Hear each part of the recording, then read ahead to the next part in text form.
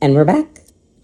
Okay, so now this is the next part of the cork oak tree process.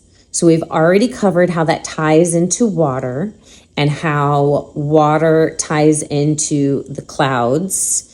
And the final stage of that was the thunderstorm clouds and the growth, the tower upward and outward, the expansion. If you haven't watched those videos yet, I highly recommend. They're the ones previous to this. There's 2 parts on that particular lesson. Now we're moving on to this. This is going to be about the economy and what that represents. So first, let's jump into the fact that Portugal's economy is dependent on their landscape being healthy in order to cultivate the cork oak trees, which is their main source of income.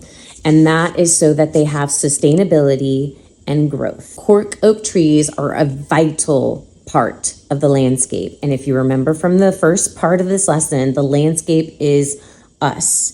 It is ourselves. It's our healing and coming into our own inner knowing of our self-worth and self-love. Undoing all the trauma, generational trauma, all of it, gone. We are the king of clouds. This is where we are. So the economy has representation, and it's twofold.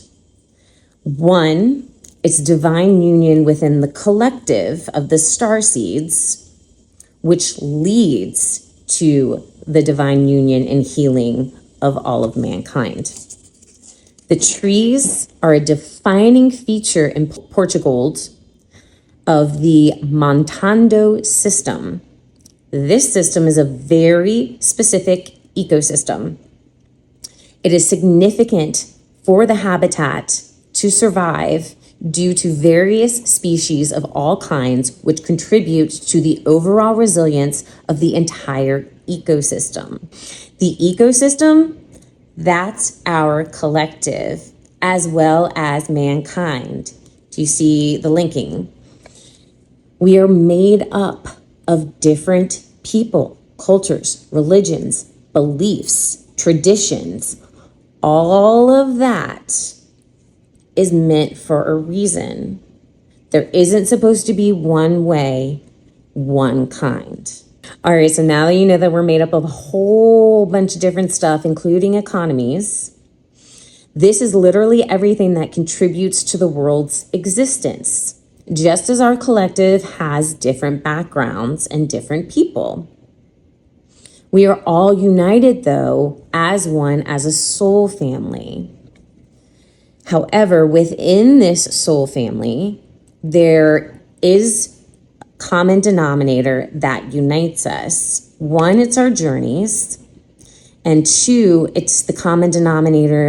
We are the outsider in an inside world. Black sheep, the scapegoat, the people who never felt like they fit in, even with their blood relatives. There was a lack of connection.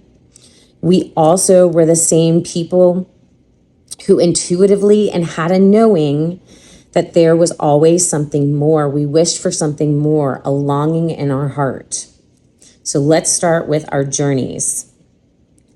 All different, yet we have the same basic principle, which unites us. We all walk our own path at different times, okay? Not everybody's going to be in the same place at the same time. But this allows for the different frequencies, which is the constant motion. And if you watch the previous video, that ties back into the water theory, constantly in motion in order for the Earth's life cycle to continue, same as ours. We have to constantly be in motion. And if we are all the same, then we would be stagnant. Our mission on this earth, if we were stagnant, would burn out instead of having the sustainability, which is important in an economy in order to survive. Ecosystem, economy. Okay, so for the collective, in order for us to continue to move upward and outward, everybody needs to realize starseeds just have a different job. But everybody on this earth is chosen. But we are all chosen for a different purpose and a different mission. And the example I got of this was a hospital. Okay, hospitals cannot solely survive with just doctors alone. They need a whole support staff. They need nurses, anesthesiologists, the administration staff, the board members, okay? They all have different departments that all do jobs, and they have a specialty. Same as the collective and mankind. Now we're gonna walk over to our outsiders. And the channeled song I got for this was literally The Outsiders by Need to Breathe. And these are the lyrics that stood out and why. Stand tall but running thin, I'm wearing thin. Why are we keeping score? This is the division amongst us, not just in America, but it is worldwide. The next lyric is, because if you're not laughing, who is laughing now? This is the representation of the joy and the peace and the love that we are supposed to have within ourselves and with others. That's that self-love healing process, so that once we become totally fulfilled, we can pour out. The next was, I've been wondering, if we stop sinking, could we stand our ground? So this, if we stop sinking, that part that's doing the work, the healing transformation process, becoming the king of clouds, the standing our ground, this is specifically to the starseeds. As starseeds, which, by the way, we have the hardest job on Earth. If we do not answer the call to wake up and heal, which leads to that transformation process, which allows us to become fulfilled and complete our life's purpose, which is to activate others into their own healing journeys. Okay, it's just keeps going. It's the domino effect. This is how we will unite our collective as one, and then in turn being able to unite mankind. And in order to do so, we have to stay in the frequency of authentic love to stand our ground. Now, to unite mankind in love, peace, and harmony among us, in order to create heaven on earth, which is what God has always intended it to be. We are not earning our way to a place in the sky. Okay, I know that a lot of religions, the Bible, Christianity, it's not just Christianity. There are a lot of different faiths that have this same kind of teaching, but that's been tainted by man. That's not the reality of what God intended. Okay, we're not earning our way to some magical place in the sky. Yes, there is a higher power. It's whatever it is that you believe in. For me personally, yes, I do believe in God, but not in a conventional sense at all. I don't believe that God's message of love is within four walls of a church or a temple. And it is not in a hierarchy of one person of power over another.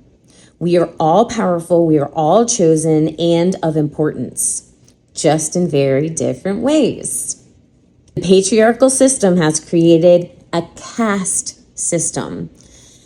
And the analogy and the vision that I got of this was the movie The Hunger Games, and how they have this 12 different districts. And not only is it different districts, but it's different distributions of wealth. So this ties into the theory that it's wealth over worth. And this is what we have been taught. No, I'm not saying that having money and being successful is the issue. It is how you view it and how you got there. So as a society, They have tainted leadership and replaced the worth of leadership with the worth of money and the monetary existence that you hold. We are being taught that if we do not literally grind it out every day, all day to live within this ecosystem, that the powers that be, these are the people who pretty much self-appoint themselves as leaders, but they're doing it from an egoic standpoint. They are not the ones who are truly called. For example, the billionaire is more important and more worthy than that of the true leader who might be homeless on the streets. Who are you going to listen to? Are you going to listen to a homeless man on the street? Or are you going to pay attention when a billionaire speaks? We have to flip the perspective. But this is what we're being taught. So this is how we're growing up. And this is what we were believing in. But not only is this a false foundation, it's untrue and completely backwards. Here come our towers. If a tower is built on a false foundation, they will crumble and fall. These are those self-appointed leaders, the ones who build from ego, not love. King of Clouds, us, our towers, we went through the true dieback process. Remember? Dying from the top down and building back up. And our foundation is healed, it is rooted, and it is grounded in authentic love. However, we are taught that the harder we work in life, the more driven to be accomplished, but we're taught to do it from a place of ego. And this looks like overworking yourself, whether that's in business to get into the best school, whatever it's going to be, or even overworking in acceptance, okay, wanting to be loved. And this all leads in society, like, so that you can get the better paying job, so that you can feel like you fit in. This increases the material wealth on the outside, and we associate the material wealth with importance, which asserts dominance and power over those who didn't overwork, who didn't do the Ivy League school, who chose not to grind it out in corporate America. We are going against the norm. We are rewriting the script. And that's why there's so much resistance to a star seed. Teaches us to solely be out for oneself from an egoic standpoint, instead of from a place of humility and purpose, your life's purpose. And the thing that we agreed to do before being born onto this earth as our life's purpose is your very own soul contract. We're flipping the script. So now take all of that same hard work, just change this perspective for a second with me. Take all of that hard work, determination, and tenacity from a place of love, understanding, and grace within oneself in order to not only become our highest self with our highest passion, but also to complete inner fulfillment. And when we do that, that is in fact a life of abundance. Abundance is not just money and material things. Abundance is peace, love, joy, stability, healed inner child. It's a total perspective shift of everything we've been taught. Are you ready to break down the system with me? So as we walk out this shift, and when I got that, I saw train tracks. Literally the train shifting from one track to a different one. Eventually, after you do all the hard work on the inside, becoming that king of clouds, it literally has no choice but to manifest externally. And when that happens, we are blessed with our divine inheritance that is already and rightfully ours. This is our reward. our blessing for mastering through the hard work and the healing and the transformation process. So we're blessed in the 3D materially, yes, but that's because we did all the hard work inwardly and ascended correctly to the 5D. I just want to make sure that you are not confusing this with the falsifiability that you have to earn love or earn this place. We are being taught that God and his love is in heaven, a place that we associate being separate from earth and ourselves. But in fact, God's love has always been within you. I am love, therefore you are. He literally made us in his image. But we have been continued to brought up to think we're sinners and that Jesus died on the cross for our sins. But really, the perspective should be we're not all sinners, but instead we are all students and teachers of authentic, unconditional love. And as students and teachers of that, these are the lessons and challenges that we face on our journey.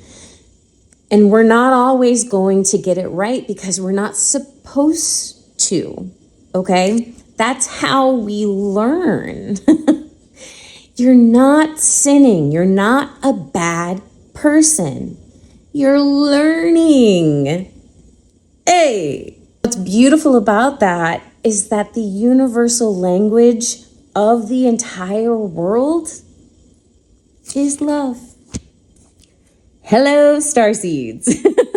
We're going to touch on free will. Free will, which was actually a blessing, not a curse. God gave us this from the start of our very creation. Even though we associate free will with sin equaling wrong, Garden of Eden, the whole Eve apple thing, she is not to blame, people. She is not to blame. We were actually put on this earth so that we can freely choose ourselves in order to fulfill our life's purpose and mission. And if we all followed that path, remember, everybody's different purpose, different time, constant motion. If we all did this, then God's original plan and purpose of heaven on earth would be fulfilled. And that brings me to, have you ever noticed that in times of war and crisis, everybody comes together? Unfortunately, it doesn't last, and there's a reason. And that is because of those false towers, the false leadership that's still in place. Collective, it's going to be our job to come in on the front lines of the revolution, change the perspective, knock those towers down. Our towers will then be put into place. You're going to start to see ordinary people becoming extraordinary. But it's not from a place of ego. It's a place from true, authentic love. Example I got of this was COVID. That was worldwide. Everybody united in the time of COVID. That was the common denominator. But now the common denominator has switched from unity back to division. Division is birthed by lack of love and understanding, as well as grace. That all goes back to the self-appointed egoic leadership that are built on false foundations. This is the disappearance of basic human decency. We are taught that it is more important to become self-made, not self-love. I'm going to say it again. For the cheap seats in the back, we have been taught it is more important to be self-made instead of self-loved. Let that tickle your brain for a second. Okay, that's it.